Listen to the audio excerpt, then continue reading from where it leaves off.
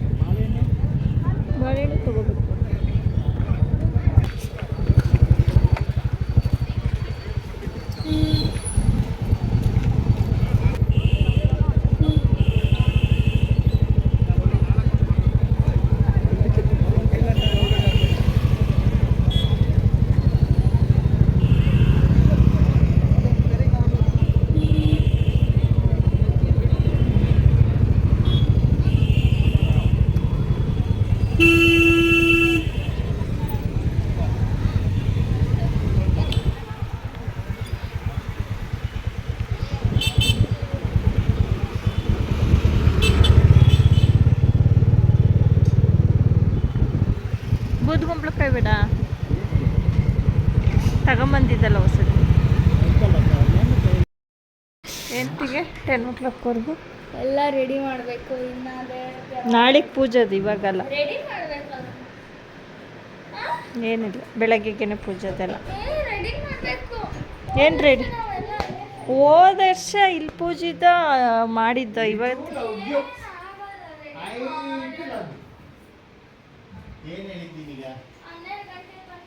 Finally shopping ಎಲ್ಲ ಮುಗಿಸ್ಕೊಂಡು ಮನೆಗೆ ಬರೋ ಅಷ್ಟರಲ್ಲಿ 8:30 ಆಗೋಗಿತ್ತು. ಬಂದು ಅಡುಗೆ ಮಾಡಿ ಊಟ ಮಾಡಿ ಮಲಗಿದ್ವಿ ಅಷ್ಟೇ.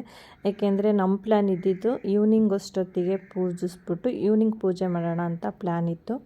ಅದರಿಂದ ನಾವೇನು ನೈಟೆಲ್ಲ ರಿಸ್ಕ್ ತೊಗೊಂಡೆಲ್ಲ ಮಾಡೋಕ್ಕೆ ಹೋಗಲಿಲ್ಲ. ಮತ್ತು ದೇವ್ರ ಮನೆಯಲ್ಲೇ ಪೂಜ್ತಾ ಇರೋದ್ರಿಂದ ಓದ್ಸತಿ ಅಂದರೆ ಸಪ್ರೇಟು ಹಾಲಲ್ಲಿ ಪೂಜೆ ಮಾಡಿ ಸ್ವಲ್ಪ ಗ್ರ್ಯಾಂಡಾಗಿತ್ತು. ಅದರಿಂದ ನೈಟೇ ಎಲ್ಲ ಪೂಜೆ ದೇವ್ರಿಗೆ ಡೆಕೋರೇಷನ್ ತುಂಬ ಚೆನ್ನಾಗಿ ಮಾಡಿದ್ವಿ ಹೊಸತಿ. ಅದರಿಂದ ನೈಟ್ ಪೂಜಿಸಿದ್ವಿ. ಅದೇ ರೀತಿ ಈ ವರ್ಷವೂ ಮಾಡೋಣ ಅಂತ ಮಗಳು ಅಂತ ಇದ್ಲು. ಅದರಿಂದ ನಾನು ಹೇಳ್ತಾಯಿದ್ದೆ, ಇಲ್ಲ ಈ ಸತಿ ಸಿಂಪಲ್ ಆಗಿರೋದ್ರಿಂದ ನೈಟೆಲ್ಲ ನಿದ್ದೆಗಟ್ಟು ಮಾಡಬೇಡ್ದು, ಬೆಳಗ್ಗೆನೇ ಎದ್ದು ಮಾಡೋಣ ಎಷ್ಟೇ ಆದ್ರೂ ಅಂತ ಹೇಳ್ತಾಯಿದ್ದೆ. ಅವಳಿಗೆ ಅದು ಖುಷಿ ಎದ್ದಿದೆ. ಹೊಸತಿ ಅದೆಲ್ಲ ಅನುಭವ ಆಗಿತ್ತಲ್ಲ, ಅದರಿಂದ ಅದೇ ಥರ ಮಾಡೋಣ ಅಂತ ಹೇಳ್ತಾಯಿದ್ಲು.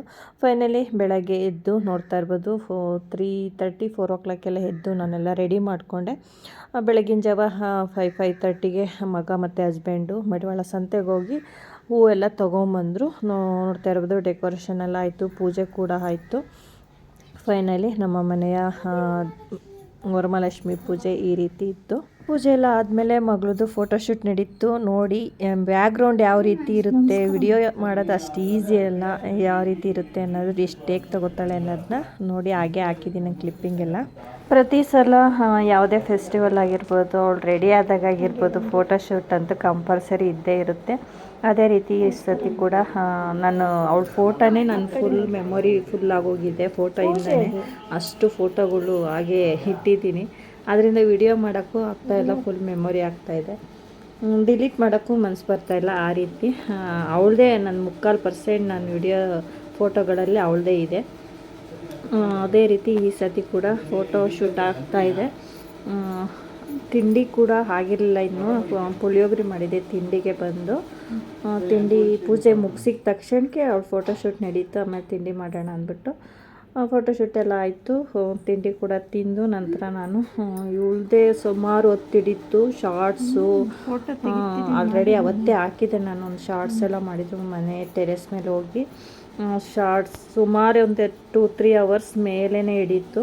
ಸರಿ ಹಬ್ಬದ ದಿವಸ ಅವಳು ಖುಷಿಯಾಗಿರಲಿ ಅಂದ್ಬಿಟ್ಟು ನಾನು ಅವಳ ಜೊತೆ ವಿಡಿಯೋ ಮಾಡ್ಕೊಂಡು ಸ್ವಲ್ಪ ಹೊತ್ತು ಟೈಮ್ ಸ್ಪೆಂಡ್ ಮಾಡಿ ಆನಂತರ ನಾನು ಅಡುಗೆ ಕೆಲಸಕ್ಕೆ ಹೋದೆ. ಅಡುಗೆ ಬಂದು ಇವತ್ತು ಮಾಮೂಲಿ ಒಬ್ಬಟ್ಟಿನ ಸಾಂಬಾರು, ಕಾಳು ಪಲ್ಯ, ಕೋಸಂಬರಿ ಈ ರೀತಿ ಮಾಡಿದ್ದೆ ನಾನು ಕೂಡ.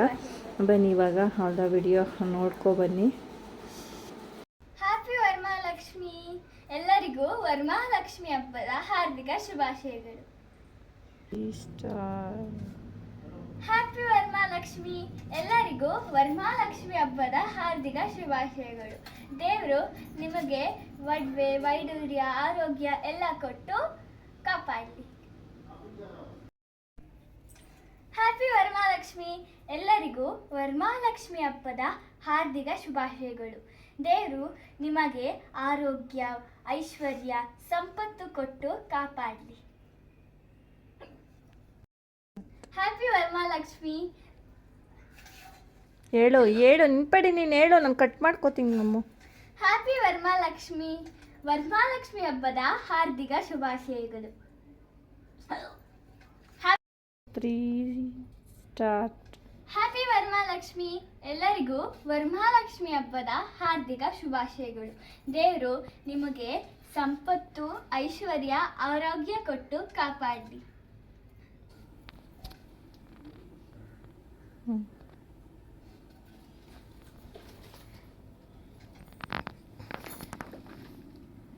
ಈ ಕಡೆ ನೋಡ್ಬೇಕು ನೀನು. ಅಮ್ಮ ಹೂವು ಅಲ್ಲಿ ಹೋಗೋ ಅಂದ್ರೆ ಏರಲ್ಲಿ ಇರೋ ತರ ತೆಗಿ ಫೋಟೋ. ಏರಲ್ಲಿ ಇರೋ ಥರ ಹಂಗೆ ಹೋಗುವಾಗ ಅದು ಹೆಂಗೆ ಹೇಳಿಲ್ಲ.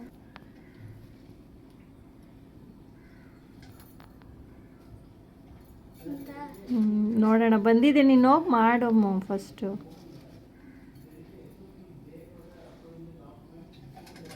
ಆಮೇಲೆ ಏನು ಮಾಡಲಿ?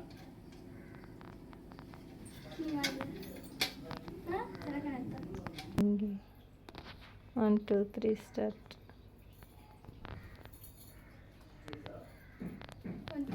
ಹಾಕ್ ನೀನು.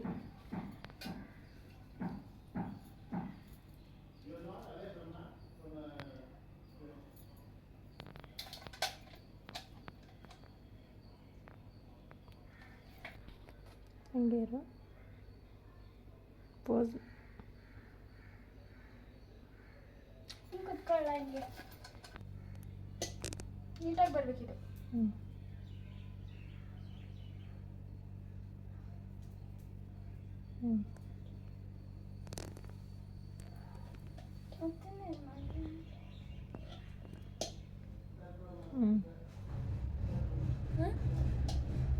ಏನು ಮಾಡಲಿ? ಪೋಸ್ ಕೊಡು.